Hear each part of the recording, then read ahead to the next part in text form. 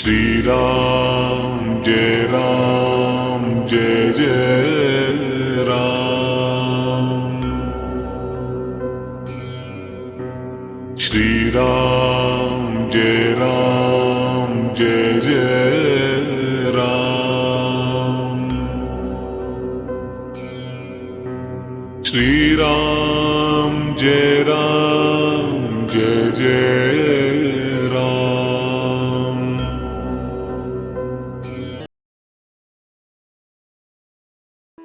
पंचाशः सर्गः।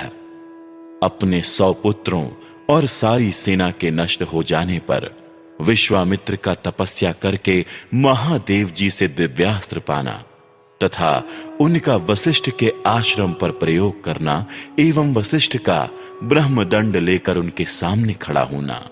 विश्वामित्र के अस्त्रों से घायल होकर उन्हें व्याकुल हुआ देख वशिष्ठ जी ने फिर आज्ञा दी, कामधेनु, अब योग बल से दूसरे सैनिकों की सृष्टि करो।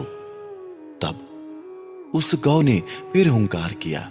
उसके हुंकार से सूर्य के समान तेजस्वी कामबोज उत्पन्न हुए, थन से शस्त्रधारी बर्बर प्रकट हुए, योनि देश से यवन और शक्र देश से शक उत्पन्न हुए, रोमकूपों से म्लेच्छ, हारीत और किरात प्रकट हुए।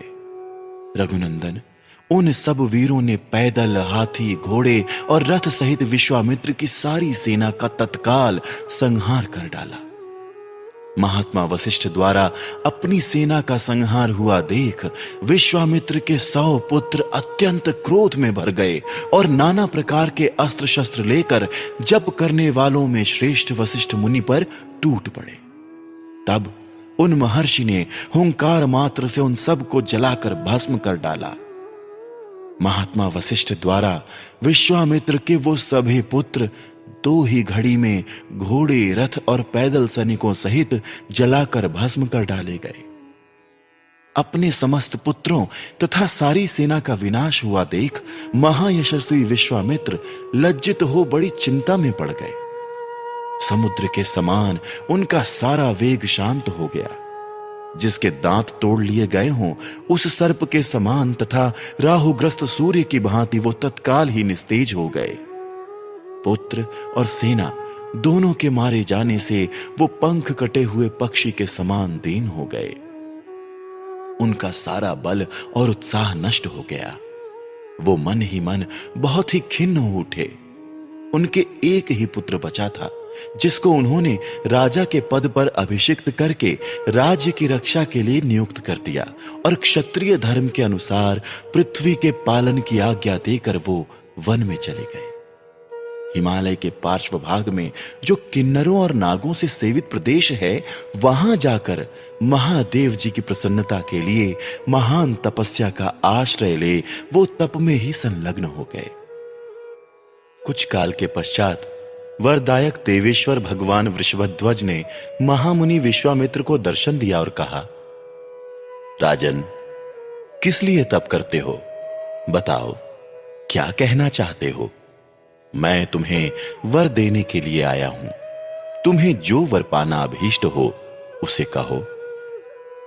महादेव जी के ऐसा कहने पर महातपस्वी विश्वामित्र ने उन्हें प्रणाम करके इस प्रकार कहा, निष्पाप महादेव, यदि आप संतुष्ट हो तो अंग, उपांग, उपनिषद और रहस्यों सहित धनुर्वेद मुझे प्रदान कीजिए। अनग, देवताओं, दानवों, महर्षियों, गंधर्वों, यक्षों तथा राक्षसों के पास जो जो अस्त्र हों वो सब आपकी कृपा से मेरे हृदय में स्फुरित हो जाएं। देव देव, यही मेरा मनोरथ है जो मुझे प्राप्त होना चाहिए। तब एवमस्तु कहकर देवेश्वर भगवान शंकर वहां से चले गए। देवेश्वर महादेव से वो अस्त्र पाकर महाबली विश्वामित्र को बड़ा घमंड हो गया। वो अभिमान में भर गए। जैसे पूर्णिमा को समुद्र बढ़ने लगता है, उसी प्रकार वो पराक्रम द्वारा अपने को बहुत बढ़ा चढ़ा मानने लगे। श्री राम, उन्होंने मुनि श्रेष्ठ वशिष्ठ को उस समय मरा हुआ ही समझा। फिर तो वो पृथ्वीपति विश्वामित्र वशिष्ठ के आश्रम पर जाकर भांति भांति के अस्त्रों का प्रयोग करने लगे। उनके तेज से वो सारा तपोवन दग्ध होने लगा। बुद्धिमान विश्वामित्र के उस बढ़ते हुए अस्त्र तेज को देख वहां रहने वाले सैकड़ों मुनि भयभीत हो संपूर्ण दिशाओं में भाग चले। वशिष्ठ जी के जो शिष्य थे, जो वहां के पशु और पक्षी थे, वो सहस्त्रों प्राणी भयभीत हो नाना दिशाओं की ओर भाग गए। महात्मा वशिष्ठ का वो आश्रम सूना हो गया।